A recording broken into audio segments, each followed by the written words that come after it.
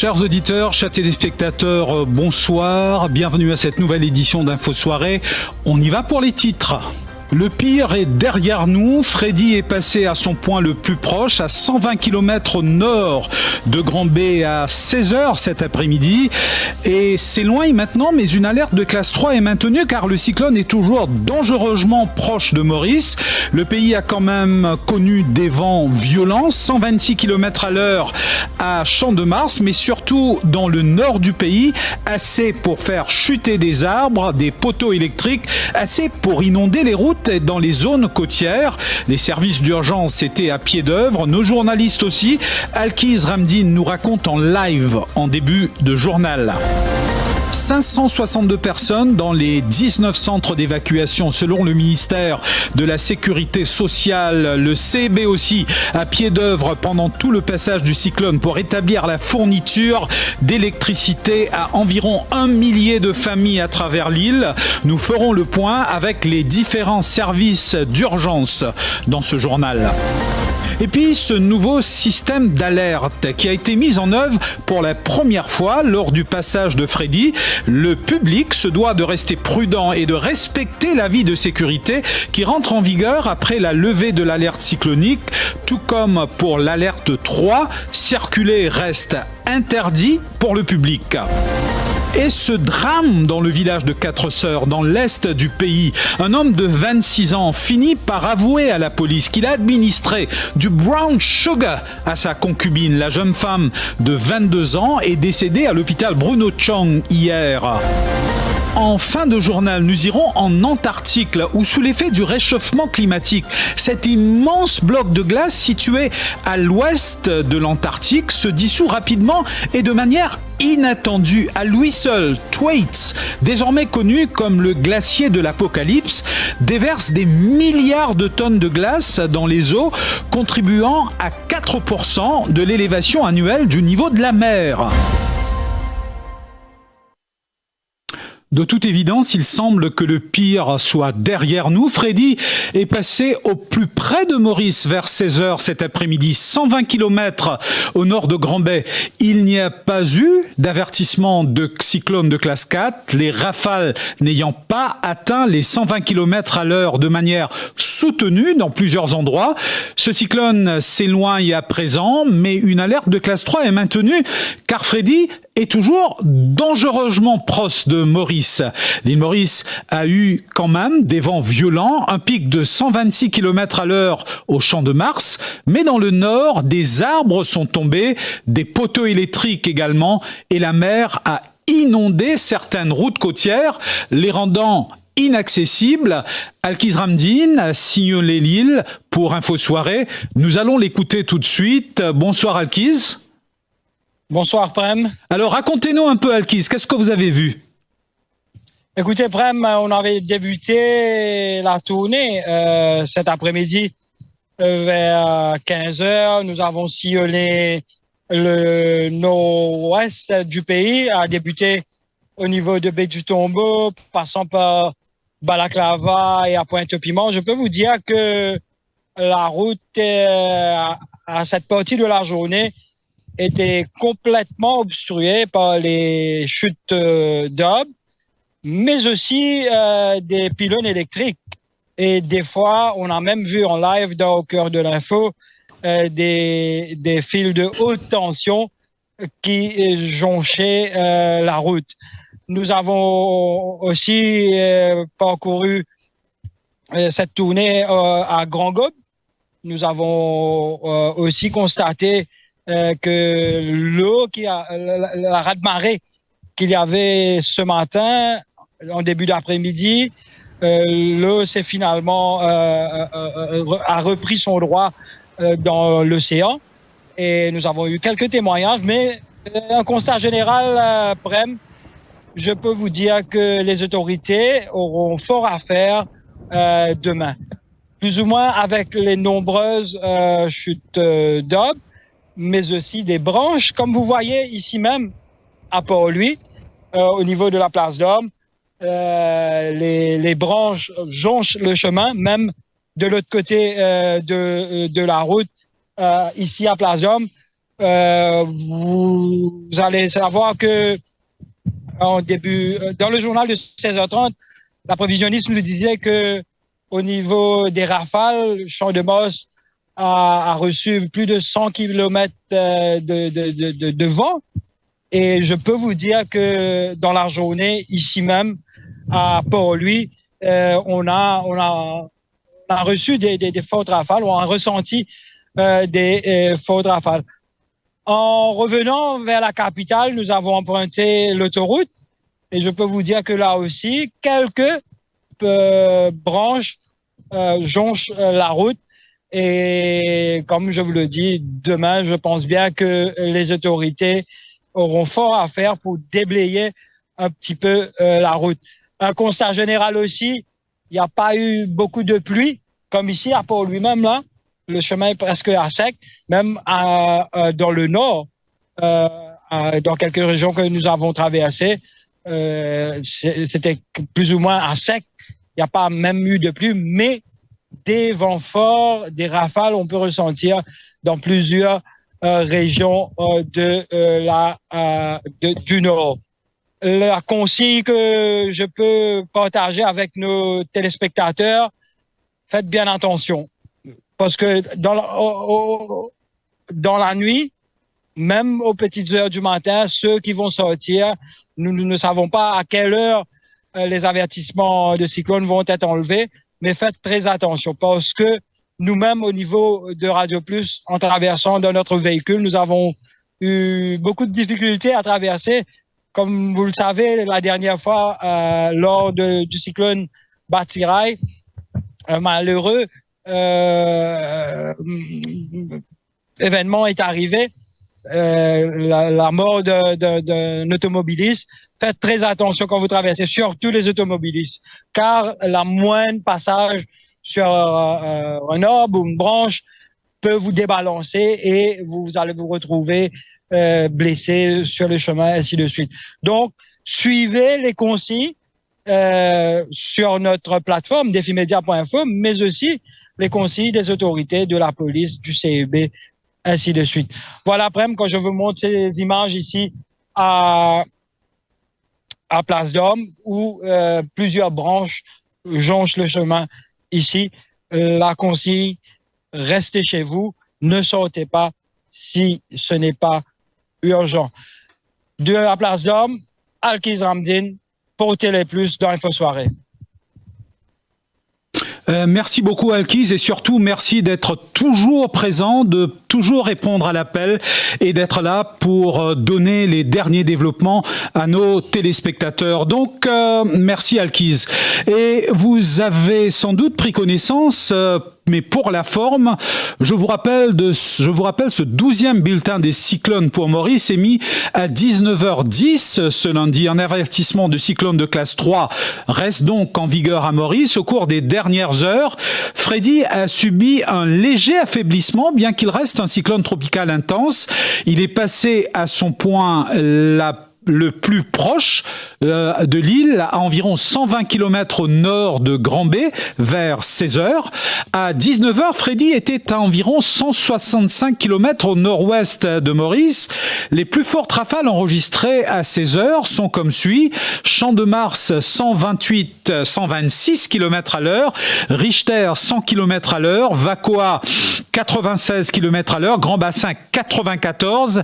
Et cette information à retenir, l'alerte 3 sera maintenue jusqu'à demain matin à 4 heures et il n'y aura pas d'école ce mardi. C'est ce que vient d'annoncer le vice-premier ministre Anouar Osnou à la télévision nationale. Je vous propose d'écouter un extrait de sa déclaration. Au vu de la situation météo qui prévaut dans le pays, nous prenons la décision pour maintenir classe 3 jusqu'à 4 heures du matin, demain matin. Comment nous pourrions tirer classe 3 demain matin? Nous pouvons émettre un bulletin de sécurité. Auparavant, nous n'avons pas un bulletin de sécurité. Ça, c'est la première fois que tu peux mettre ça. Il est très important. Ce bulletin de sécurité-là, pour permettre de faire une évaluation de ban risques et dangers qui est associé avec ban conditions post-cycloniques. Par exemple, gros, la pluie capable de persister, man c'est impraticable, et ban probable naturellement le ban région côtière. Pendant la phase de sécurité, circulation et mouvement d'Imoun pourraient se limiter. C'est très important.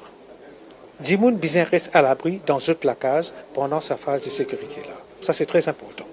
Uniquement, un service d'urgence est essentiel comme la police, pompiers, SMF qui sont capables de circuler pendant sa phase de sécurité là. Ça c'est très important. Je pour sillonner un service essentiel pour sillonner les pays pour évaluer à ce qui n'a aucun risque pour la population. Ça, l'exercice-là, il est capable de durer environ 2 heures, peut-être un petit peu plus même, peut-être. Tout dépend de la situation. Quand l'autorité est satisfaite avec la situation, là, nous pouvons enlever sa bulletin de sécurité. C'est à ce moment-là que le public est capable de circuler. Maintenant, en ce qui concerne l'établissement primaire, l'école, primaire, secondaire, tertiaire, et l'institution technique, comme m'a été dit, tout pourrait se fermer demain. Par contre, le chef de l'établissement scolaire et le personnel non enseignant pour bien à l'école à l'école une fois qu'ils nous retirent les bulletins de sécurité. Comme ça, je suis capable de faire un constat des lieux dans notre école. Ça, c'est très important. Alors, nous demandons coopération publique, très important, pendant, pendant sa phase de sécurité-là, c'est la première fois que nous pouvons faire ça. Nous pouvons mettre ça pour évaluer la situation après cyclone, comme ça, il n'y a aucun danger pour la population. 562 personnes ont été répertoriées dans les 19 centres d'évacuation du ministère de la Sécurité sociale, un nombre qui pourrait évoluer en fonction de l'évolution de la situation climatique selon les responsables.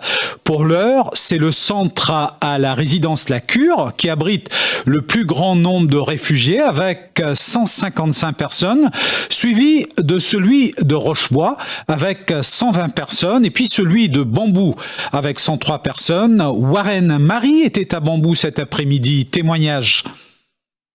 M'habite Rochebois, mais la case pas bon, cyclone coulé partout. La dernière c'est la grosse pluie, la télévision, il y a beaucoup de choses qui sont pas bon pour moi. Tol de démarche, même avec le gars tol, il n'est pas facile. Il nous fait un point pour nous aller pendant que nous aller, et mon mari est malade, il nous fait 7 derniers, il n'a jamais été malade de cœur. Il n'est pas capable d'avancer, il a 14 ans. Il n'est pas facile pour moi avec les jours de la cyclone, on a un gros tracas. Quand je restais là, on la carte, longtemps, on la carte. Oui, mais c'est mal longtemps, on reste là-bas, tu vas du bois, tout le pourri, car la pluie tombe, ma réponse. Mais là, mauvais temps. C'est déjà, on va donner un son, on comprend? Parce qu'il ne faut pas connaître. Tout du bois pourri, car la pluie tombe, dans le maillet, de l'eau plein partout. Et les manteaux là, une pourrie, coulée, tout. À comme la case, tout ce qui va pourri. Parce que tu vois là, quand il pourri, casser tout. Quand il y a beaucoup la pluie, de l'eau rentrée. La mouvine dans son camp, la pluie, tigit, pour pas venir. De l'eau rentrée même, mais tigit, pour casser, suicider le là. Mais pour pas venir, quand il y a une inondation, la mouvine. Donc, chaque fois, il y a un cyclone mauvais. Il y a beaucoup la brise, il y a pépé, il y a attention, comme on dit là-bas, pour la case, tout le sorti parce que la casa déjà pour rien. Quand là bon, d'été vous venez d'été vous pouvez quand là bon, mais tu vois pas bon du tout. Des techniciens du Central Electricity Board sont toujours à pied d'œuvre. À cet après-midi, 1 millier d'abonnés étaient privés d'électricité. Les abonnés concernés sont issus des régions suivantes: Cap-Malheureux, chemin 20 pieds à Grand-Bay, ainsi que Petit-Raffray. Selon le CEB, il y a des pylônes inclinés, des lignes endommagées par des branches et d'autres équipements affectés. Les explications de son responsable de communication, Thierry Ramassormi. Bonsoir Prem, bonsoir à tous au niveau de Radio Plus. À l'heure où je vous parle Prem, le CEB se retrouve avec quelques milliers d'abonnés qui sont privés d'électricité et selon les estimations du CEB, 90% de ces abonnés privés d'électricité seront connectés vers les 20h ce soir. Nos techniciens CREM vont essayer de rétablir la connexion jusqu'à fort tard ce soir. Avec la tombée de la nuit et certaines routes inaccessibles en flanc de montagne, la tâche est quasiment impossible pour nos techniciens. Les travaux reprendront tôt demain matin selon une liste préétablie.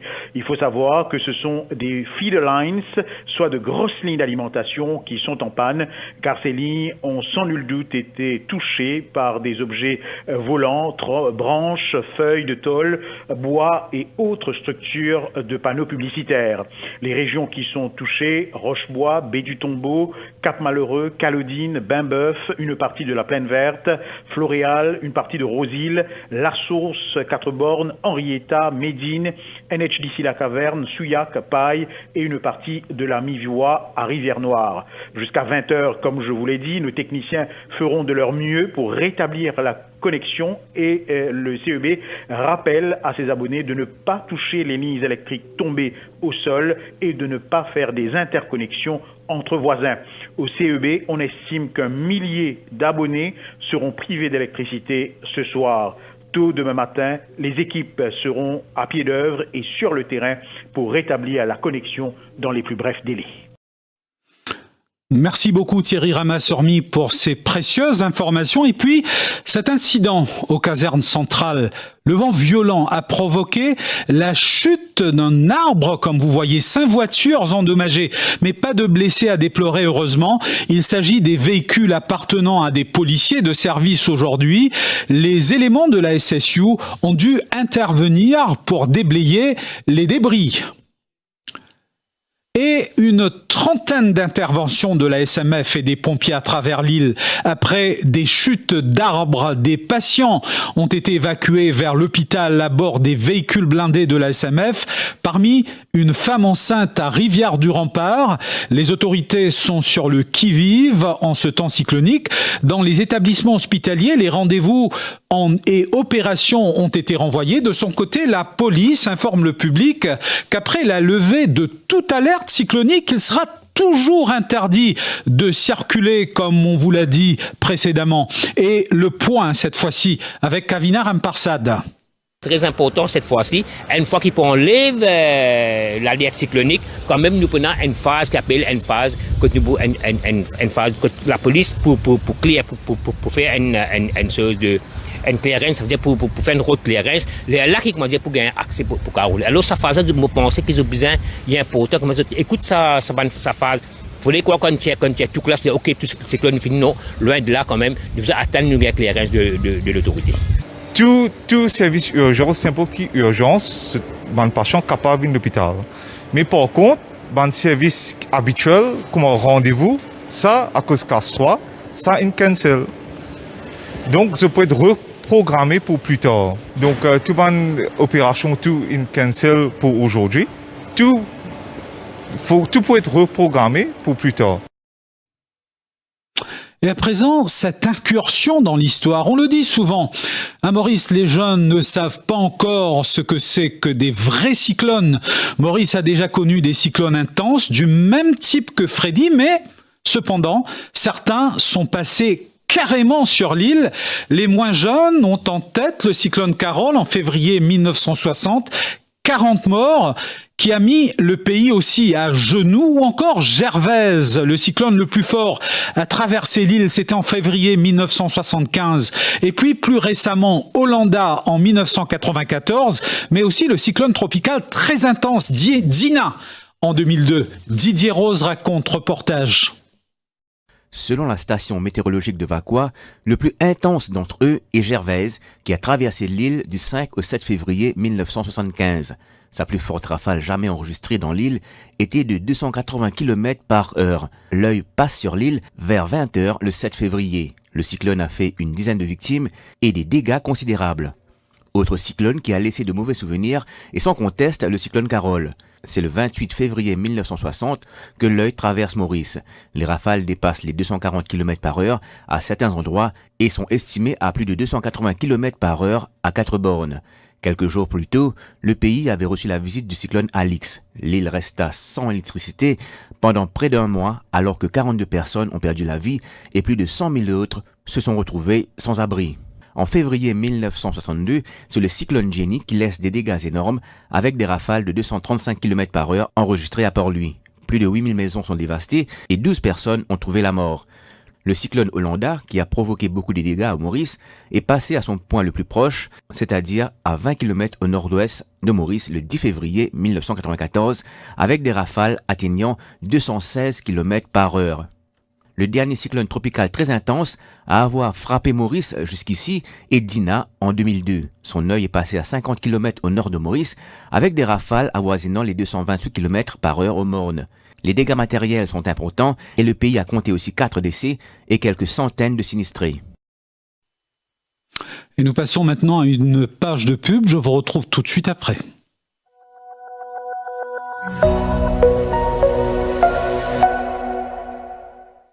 Take your career to the next step or start a new career with Rushmore Business School. With 20 years of experience in higher education, we bring you a range of world-class programs in partnership with British universities and internationally recognized awarding bodies.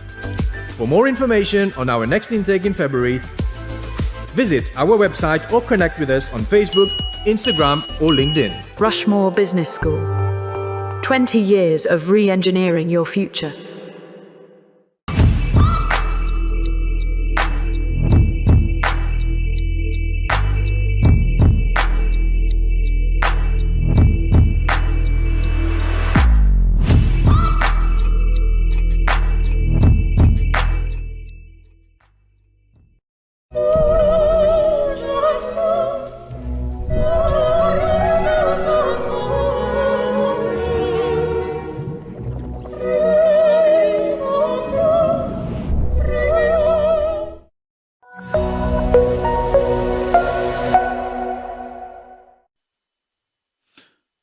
Pendant ce temps, c'est les petits planteurs qui montent au créneau. L'association Les Regroupants réclame un plan B. Son secrétaire, Kripalu Sangun, évoque le risque de perdre une nouvelle fois de l'argent investi dans les plantations.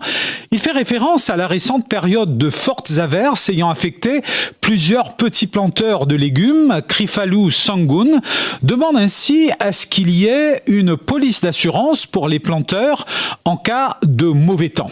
Écoutez. Normalement, dans une situation comme ça, un plantier, normalement, qui dit ferme, quand il y a un mauvais temps, parce que la pluie finit de tomber, il commence à nettoyer ce carreau, refaire sur la terre et replanter avec ses propres moyens, parce qu'il n'y a aucun plan existé pour lui pour financer la pièce qu'il fait. Mais seulement quand un deuxième vient commencer là, il finit à nous net là, il finit perdu sur une investment, ce qui besoin faire dans un cas comme ça. Soit nous dire planter là, pas besoin même planter en décembre jusqu'à avril et donner une subvention, bien donner un support financier pour les nourrir sa famille, ou soit nous besoin donner un genre de l'assurance. Et s'il peut prendre un risque et il peut planter, s'il perd, l'assurance car rembourse 80% sur la perte qu'il peut faire ou bien l'argent qu'il mettait là-dedans. Soupçon de meurtre à Pointe-aux-Feuilles, 4 sœurs, après le décès d'une femme de 22 ans. Elle avait été admise à l'hôpital Bruno Chang hier. Au personnel médical, le concubin a expliqué que la jeune femme avait consommé une boisson énergisante. Elle ne serait pas sentie en forme par la suite, mais lors de son interrogatoire, l'homme de 26 ans a fini par avouer à la police qu'il lui avait administré du brown sugar. Au chapitre international, le président américain Joe Biden a effectué ce lundi une visite surprise à Kiev. Et ce, à 4 jours du premier anniversaire de l'invasion de l'Ukraine par la Russie. Joe Biden était aux côtés du président ukrainien Volodymyr Zelensky, sortant d'une église où il était resté quelques minutes lorsque les sirènes ont retenti sans provoquer de panique. Joe Biden a annoncé depuis Kiev des livraisons d'armements supplémentaires à l'Ukraine, notamment des munitions, d'artillerie, des systèmes anti-blindage et des radars de surveillance aérienne. Et au moins 26 personnes ont été tuées dans des inondations et des glissements de terrain dans l'État brésilien de Sao Paulo. Des dizaines de personnes sont portées disparues. Le nombre de morts devrait encore augmenter. Les secouristes disent espérer sortir vivants de la boue certains de ceux qui sont piégés dans des maisons inondées. Les célébrations du carnaval ont été annulées dans plusieurs villes.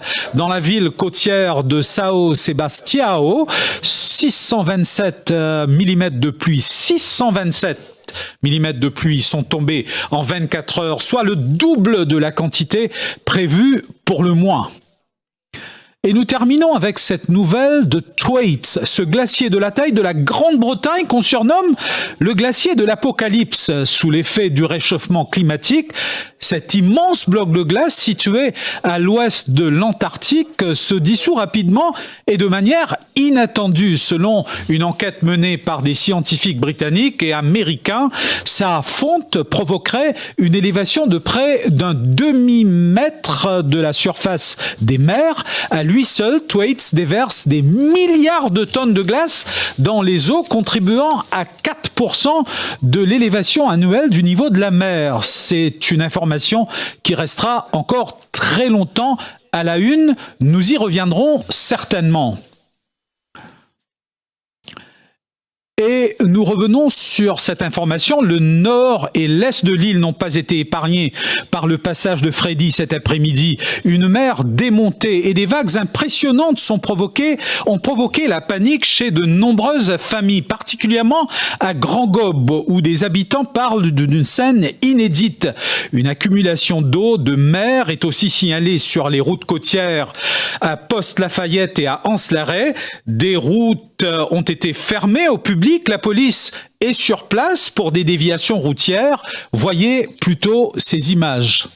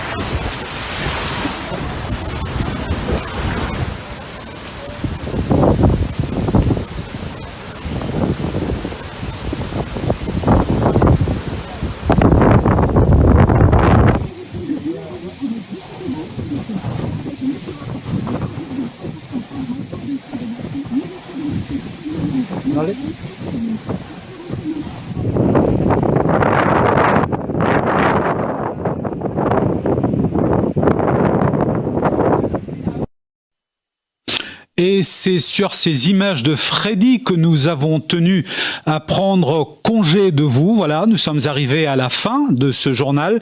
Soyez prudents, même si tout semble indiquer que le pire est derrière nous en ce qui concerne Freddy. Merci pour votre attention et bonne fin de soirée.